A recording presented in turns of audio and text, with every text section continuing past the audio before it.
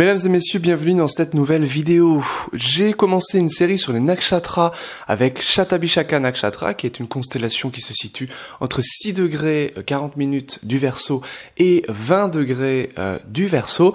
Ça vous a plu? On continue donc la série sur les nakshatras aujourd'hui avec le nakshatra Punarvasu, qui est un nakshatra qui commence à 20 degrés des Gémeaux et qui termine à 3 degrés 20 du Cancer, puisque chaque nakshatra, comme vous le savez peut-être, fait 13 degrés 20 minutes chacune.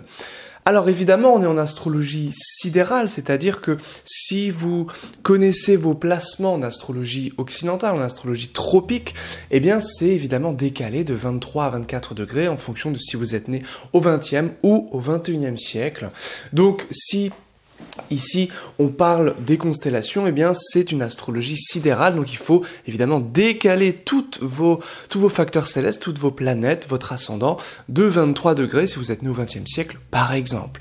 Donc, n'hésitez pas à aller regarder, prendre 5 minutes de votre temps pour aller regarder sur des sites, par exemple, en astrologie indienne. Il en existe des gratuits, il n'y a pas de souci majeur par rapport à ça. Si ça vous intéresse, de recevoir du contenu très intéressant, vous allez apprendre des choses un petit peu cachées, des choses un peu secrètes sur l'astrologie indienne, n'hésitez pas à venir vous inscrire pour le webinaire gratuit de ce samedi 7 septembre à 19 h.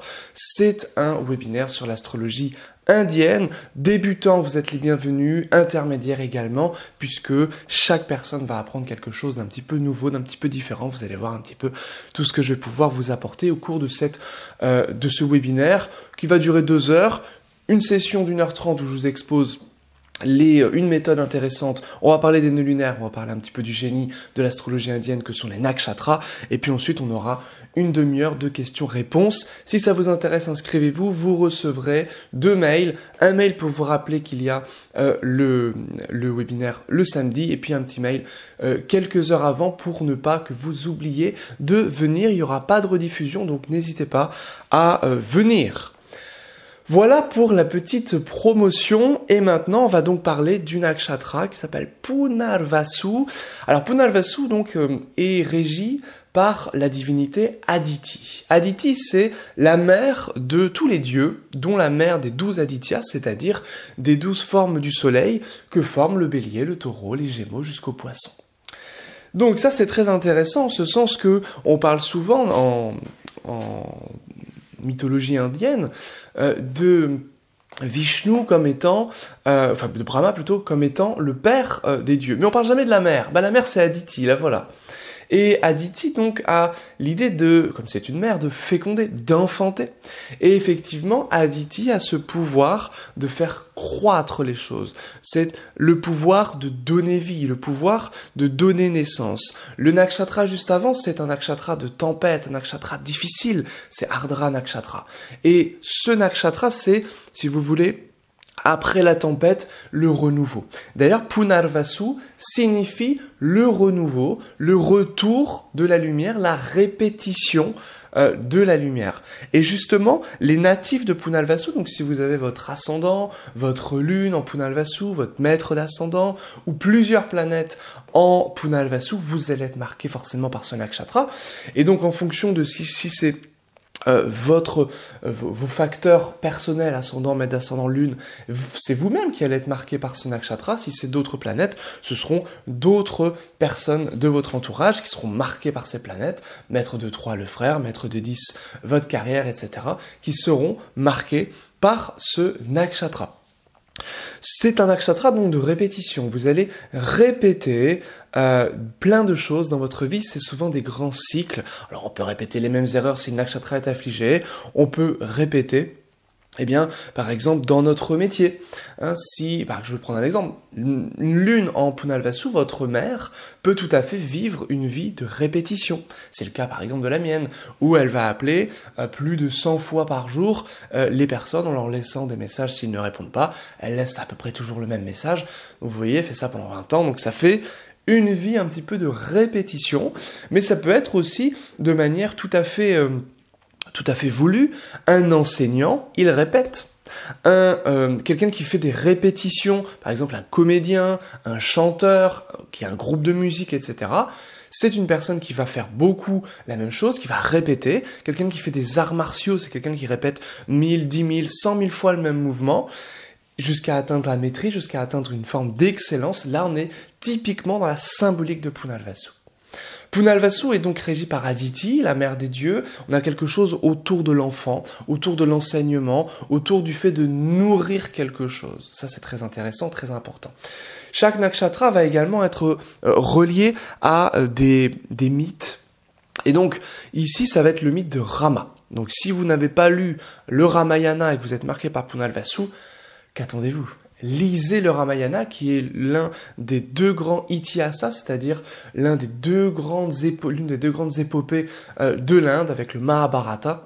Donc vous en avez deux, un Mahabharata, pas compliqué, qui contient la Bhagavad Gita, et à côté le Ramayana, qui est la vie de Rama, un avatar de Vishnu, c'est-à-dire une manifestation de la divinité Vishnu, qui est la divinité du Dharma, c'est-à-dire que lorsqu'il y a des difficultés dans le monde, ici, le démon Ravana qui cause problème à tout le monde, il est tellement puissant et il est immortel que, eh bien, il nous enquiquine l'existence. Et on invite donc Vishnu à s'incarner en être humain et on obtient le Rama. Et Rama, donc c'est la Ramayana, c'est la vie de Rama. Et c'est quoi cette vie ? Eh bien, c'est tout simplement la symbolique que Rama, eh bien, il y a une forme. En fait, il a le trône qui lui est destiné, mais à cause d'une coalition de sa famille, de sa belle famille, eh bien, il ne peut accéder au trône, il est donc exilé, avec sa femme qui le suit, son frère fidèle qui le suit également. Il est exilé pendant, je ne sais plus, 12, 13 ou 14 ans, en forêt, là où il fait des ascèses, où il médite, où il rencontre le singe Hanuman, singe extrêmement fidèle au super pouvoir, qui vient l'aider dans sa quête. Bref, c'est une histoire magnifique, un conte... grande épopée même, magnifique.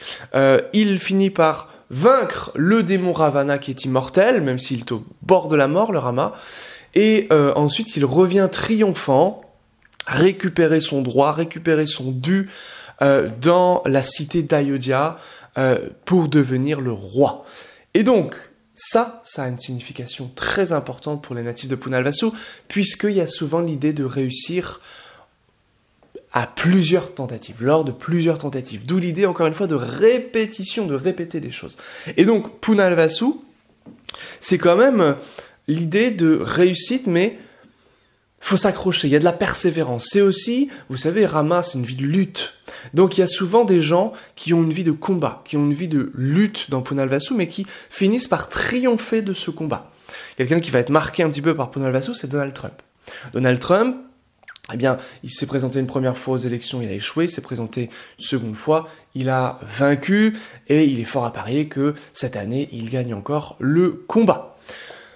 Donc, on a Punalvasu, cette grande lutte, ce champ un peu de bataille, mais qui est triomphant, c'est régi par la planète Jupiter. Donc là où est placé votre Jupiter sera aussi quelque part votre zone, pourquoi pas, de lutte, mais surtout votre zone de triomphe. Hein. Donc si par exemple, eh bien, Jupiter est en maison 1 en Punalvasu, eh bien, logiquement, c'est quelque chose qui fait grandir, qui fait croître votre existence, votre destinée, parfois qui peut vous faire aussi faire prendre du poids, tout simplement, puisque on est sur de la croissance pure et dure, avec Aditi, la mère de tous les dieux, et avec Jupiter, qui est tout simplement une planète de croissance, une planète bénéfique qui fait grandir, qui fait croître les différents domaines d'existence. Voilà la grande énergie de Punalvasu Nakshatra. Dans le mythe de Rama, la conjointe de Rama, Sita, eh bien, se fait séduire quelque part, enfin, elle se fait pas séduire, elle se fait manipuler par le démon Ravana qui se transforme en animal et pour la protéger, je tombe de la chaise, pour se protéger Sita lorsque Rama et son frère vont chasser, eh bien, il dresse un cercle pour ne pas qu'elle s'éloigne trop, puisque la jungle et la forêt est dangereuse, et donc elle reste dans ce cercle. Mais vient, à un moment donné, le démon Ravana, qui se métamorphose à la fois en animal pour séduire Sita, et à la fois en mendiant, si je ne m'abuse, et finalement elle décide de prendre pitié, et elle quitte le cercle de protection pour aller aider ce mendiant, et finalement elle est capturée par Ravana qui l'emmène dans son royaume pour la kidnapper, et puis éventuellement pour abuser d'elle. En tout cas, ça c'est le doute de Rama. Et c'est pour ça que Rama viendra la tester par la suite. Et finalement, elle se trouvera tout à fait pure. Donc il y a l'idée à la fois avec les natifs de Rama, il y a l'idée de la tromperie. Il y a l'idée que, généralement, le conjoint, la conjointe est séduit par quelqu'un d'autre, hein, dans ce nakshatra. Il y a l'idée également que la femme a quelque chose de naïf, d'un peu pur, puisque elle est séduite, mais en même temps, quelque part, elle n'a rien fait de mal. Vous voyez? Donc il y a cette idée, parce que Sita est pure, elle n'a rien fait avec le démon Ravana. Elle ne s'est pas laissée tenter, elle ne voulait pas se marier avec, alors que lui voulait tout simplement l'épouser. Voilà comme quoi les femmes peuvent aussi tenir tête, voire mieux encore, au grand démon Ravana et aux gens qui ont énormément de pouvoir, parce que le roi démon Ravana avait vraiment transcendé les dieux, hein, avait extrêmement de pouvoir grâce à ses ascèses. Ça c'est typique de ce qu'on appelle le tapas, hein, dans la philosophie yogique, c'est-à-dire que on fait des grands sacrifices jusqu'à obtenir des pouvoirs particuliers. Donc lui, il avait fait évidemment ses tapas, ses ascèses pour obtenir ses pouvoirs. Donc voilà quelques caractéristiques de Punalvasu. Punalvasu est régi par plein de choses. Je vous ai dit, les nakshatras, c'est la symbolique d'énormément de choses. C'est le chat. Généralement, les natifs adorent les chats, sont très fascinés par les chats. C'est le bambou. Il y a quelque chose, généralement avec le bambou, il faut s'entourer de saladiers en bambou, de bambou tout court près de chez vous, des choses en lien avec le bambou, par exemple. Généralement avec le bois, de manière générale, il y a quelque chose de l'ordre de la connexion avec le bois. Donc voilà des petites caractéristiques de Punalvasu. Je vais pas m'étendre puisqu'on pourrait en parler pendant des heures et des heures. Là, c'est simplement une petite présentation.